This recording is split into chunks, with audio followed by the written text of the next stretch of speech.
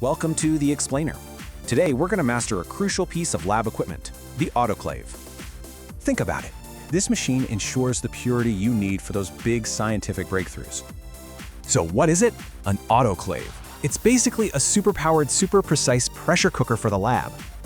So how does it work its magic? It's all about the science of steam under some serious pressure. The real secret here is moist heat.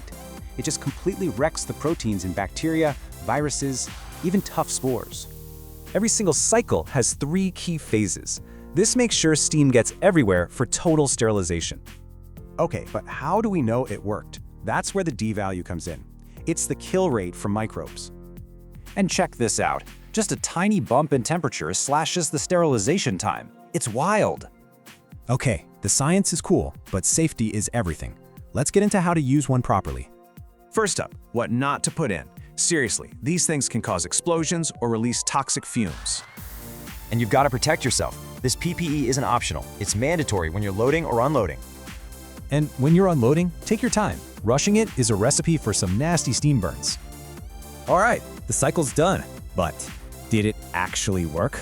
That's where validation comes into play. You've got 2 main types. Chemical ones are for a quick check, but biological ones, that's the real proof. The biological test is crystal clear. Purple is good to go. Yellow, that means the whole cycle failed. But you know, things don't always go perfectly. So let's talk about troubleshooting common issues.